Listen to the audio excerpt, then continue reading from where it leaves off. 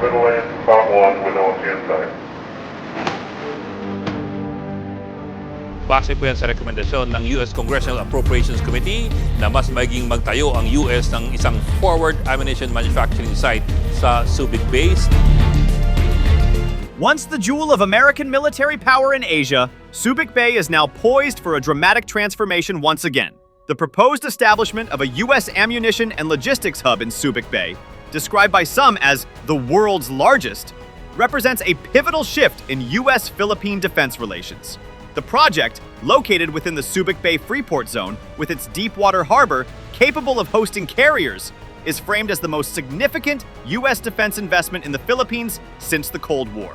At its core, the hub's scale and strategic importance lie in providing forward-deployed logistics and ammunition capacity directly facing the South China Sea, just 1,100 kilometers from both Shenzhen and Taipei. U.S. leaders call it essential to filling the Indo-Pacific's gap in forward-stage munitions, while Manila frames it as part of its self-reliant defense posture, with President Ferdinand Marcos Jr. bluntly asking, "Are we not already a target for China?" Since the threat has grown, we must do more to defend our territory. The geopolitical implications are immense. For Washington, Subic fits into the broader pivot to Asia, enhancing logistics and power projection across the First Island chain. For Manila, it reinforces sovereignty amid clashes at Second Thomas Shoal and supports a rules-based order anchored in the 2016 arbitral ruling. More broadly, Subic's revival is meant to counterbalance China's naval expansion and secure vital shipping lanes, making it a frontline in the U.S.-China rivalry. But this move carries risks alongside benefits. For the Philippines, the hub promises enhanced security and jobs, while also raising fears of sovereignty, erosion, domestic instability, and Chinese retaliation. The country faces a delicate balancing act, leveraging U.S. protection and economic dividends while avoiding being dragged into a direct superpower confrontation. The return of Subic Bay is thus not merely the reactivation of an old base, it is the opening act of a new era. It embodies the Philippines' strategic repositioning, Washington's Indo-Pacific surge, and Beijing's growing challenge. Whether shield or lightning rod, Subic Bay's rebirth marks one of the most consequential shifts in Asia's defense landscape in a generation. American military airplane. You are operating my military security airplane. Please go away quickly in order to avoid long judgment. I am operating with due regard as required under international law.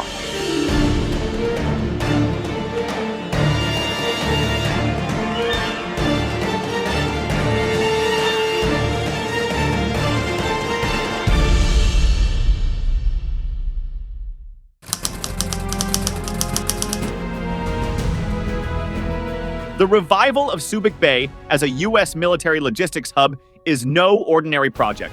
It represents the creation of an advanced ammunition manufacturing and storage facility within the Subic Bay Freeport Zone. Unlike traditional bases that focus on docking fleets or housing troops, this new hub would be specifically designed to ensure a steady and immediate supply of munitions for U.S. and allied forces operating across the Indo-Pacific. Its placement in Subic is no accident. The bay's natural deepwater harbor remains one of the few in the world capable of hosting the largest naval vessels, including aircraft carriers, making it an irreplaceable strategic asset for forward-deployed operations. From Washington's perspective, the project fills a critical gap in America's force posture in Asia. And then additionally, we had the maritime portion, which had us operating with Ashland and the Philippine ship Tarlac, conducting some maritime operations off the coast. U.S. President Donald Trump once declared, "We'll have more ammunition than any country has ever had," a remark that captured the logic behind forward-staging munitions in the Indo-Pacific.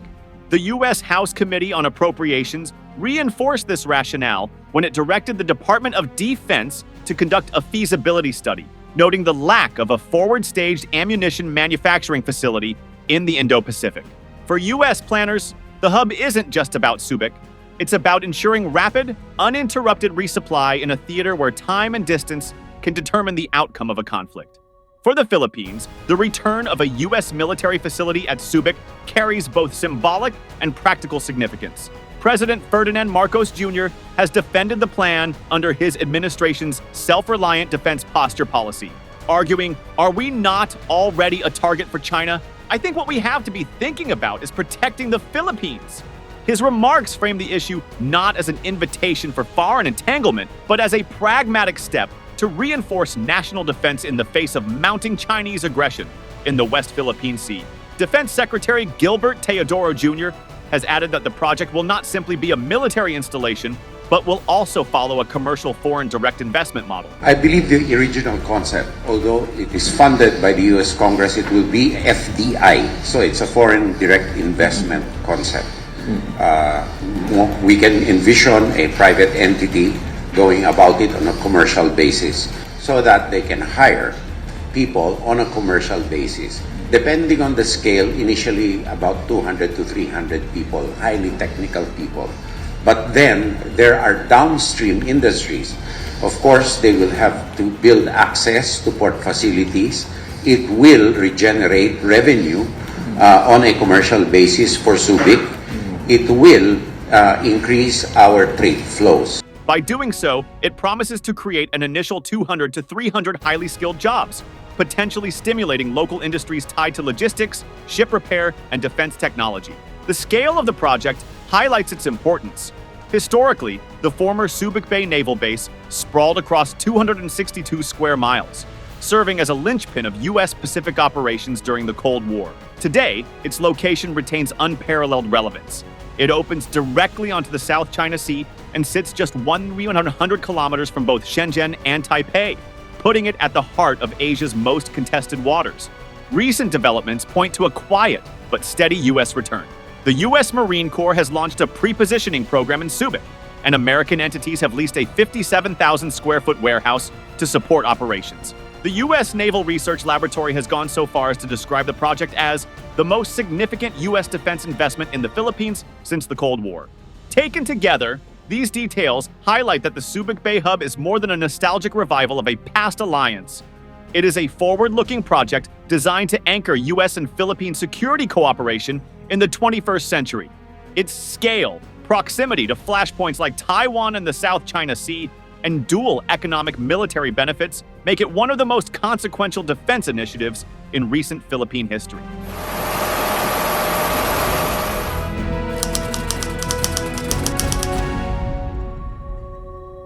The revival of Subic Bay as a U.S. defense hub cannot be understood in isolation. It is part of a broader pivot to Asia or rebalance strategy that has defined American foreign policy for more than a decade. Initially articulated during the Obama administration, this strategic reorientation emphasized shifting resources, military assets, and diplomatic focus to the Indo-Pacific, recognizing the region as the epicenter of 21st century power competition. Our treaty alliances, including with the Philippines, our enhanced defense cooperation agreement, when implemented, will bring our militaries even closer together. We're especially committed to ensuring maritime security in the region, including freedom of navigation. Subic Bay's reactivation perfectly aligns with this doctrine. It restores America's ability to maintain forward-deployed logistics and rapid response in contested waters, especially the South China Sea and Taiwan Strait. Unlike Guam, which lies more than 1,500 miles away, Subic Bay is geographically positioned at the heart of Southeast Asia, directly facing the vital shipping lanes and contested reefs that define today's flashpoints. This proximity allows the U.S. and its allies to cut down operational time, enhance deterrence, and demonstrate their enduring stake in regional security. For the Philippines, the renewed U.S. presence is inseparable from its own struggles in the South China Sea. The West Philippine Sea, the portion of the disputed waters within the Philippines' exclusive economic zone, EEZ, has become a theater of constant harassment. Chinese Coast Guard cutters have fired water cannons, executed ramming maneuvers, and shadowed Philippine resupply missions to Second Thomas Shoal,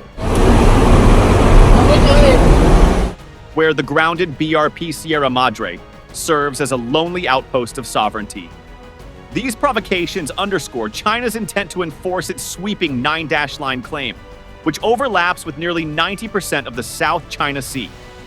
Yet the 2016 Permanent Court of Arbitration ruling in The Hague struck down these claims, siding with the Philippines and affirming that features like Sandy Cay, Mischief Reef, and Second Thomas Shoal lie within Manila's EEZ. While the ruling was a landmark legal victory, it lacked enforcement power. Subic Bay's reemergence as a logistics and resupply hub transforms paper legitimacy into potential operational muscle, offering Manila and its allies the infrastructure to sustain longer patrols, resupply frontline forces, and counter Beijing's tactics in real time. The decision also has clear symbolic and strategic weight in the context of counterbalancing China's rise. Over the past decade, Beijing has embarked on an ambitious naval expansion, adding aircraft carriers, guided missile destroyers, and nuclear submarines to its fleet. Parallel to this, it has militarized artificial islands in the Spratly and Paracel chains, building runways, radar stations, and missile batteries that allow it to project power far beyond its mainland. Subic Bay is the natural answer to this buildup. Situated at the edge of the first island chain, a strategic line of defense running from Japan through Taiwan and the Philippines, the base plays into a long-standing U.S. and allied strategy of containment. Control of this chain denies Chinese naval forces unfettered access to the Western Pacific, a critical factor in both peacetime deterrence and wartime planning. By upgrading Subic Bay into a logistics and ammunition hub, the U.S. and the Philippines are effectively reinforcing this first barrier, signaling to Beijing that any attempt to dominate the South China Sea will face an integrated and proximate counterforce. Importantly, the renewed American footprint at Subic Bay is not just about U.S.-China competition. It reshapes the entire regional security architecture. Southeast Asia is home to the Association of Southeast Asian Nations, a bloc often divided in its stance toward China. Some members, like Cambodia and Laos, lean heavily toward Beijing, while others, such as Vietnam, align more closely with Manila's concerns. The revitalization of Subic Bay strengthens the Philippines' hand in Asian deliberations, demonstrating that Manila is no longer a passive claimant, but an active partner in balancing China's power. Moreover, the move bolsters emerging minilateral coalitions such as the Philippines-US-Japan and Philippines-US-Australia groupings. These networks, while smaller than ASEAN, are far more agile in coordinating military drills, intelligence sharing, and joint patrols. Subic Bay's logistics capacity will serve as the backbone for such coalitions, transforming Manila into a regional hub of deterrence. The geopolitical reverberations also extend to Taiwan. Subic Bay lies less than 700 nautical miles from the Taiwan Strait, and any contingency involving Taiwan would require rapid deployment of U.S. and allied assets. From Beijing's perspective, the base is therefore not only about the South China Sea, it is about Taiwan. China fears that a revived Subic Bay will serve as a staging ground for U.S. intervention in a Taiwan conflict, enabling faster resupply of aircraft carriers, submarines, and marine units in a high-intensity war scenario. In this way, Subic Bay represents a dual threat to Beijing. In the south, it strengthens Manila's legal claims and military posture in the West Philippine Sea. In the north, it provides Washington with a forward edge in any cross-strait crisis. For Manila, this dual role raises both opportunities and risks, enhanced deterrence and security, but also the prospect of being dragged into a conflict it cannot control. In sum, the strategic return to Subic Bay embodies the intersection of local disputes, regional security dilemmas, and great power rivalry. For the U.S., it is a linchpin of its Indo-Pacific strategy. For the Philippines, it is both a shield and a bargaining chip in asserting its sovereignty. And for China, it is a direct challenge to its ambitions of maritime dominance. The future of Subic Bay is therefore not just about rebuilding a base, it is about redefining the balance of power in the Indo-Pacific.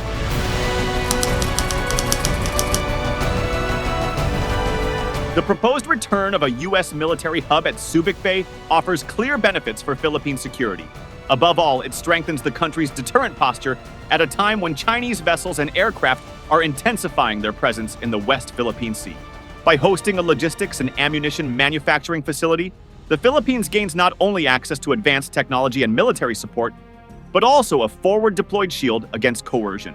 In concrete terms, this means faster resupply for Philippine and allied vessels patrolling disputed waters, greater interoperability with partners like the US, Japan, and Australia, and a stronger foundation for Manila's external defense strategy. Subic Bay's geographic position, within striking distance of both the South China Sea and Taiwan Strait, ensures that its revival translates into enhanced situational awareness and responsiveness, making the Philippines a far less vulnerable target in any future crisis.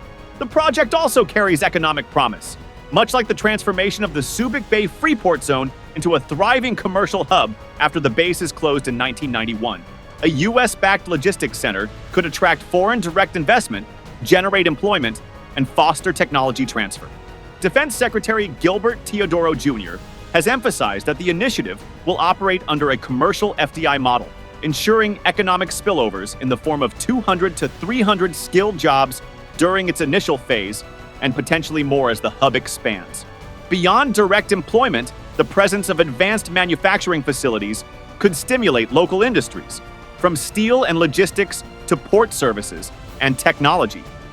Just as the Freeport Zone became a magnet for ship repair, tourism, and commercial enterprises, the reactivation of Subic Bay in the defense sector could drive long-term economic revitalization in central Luzon.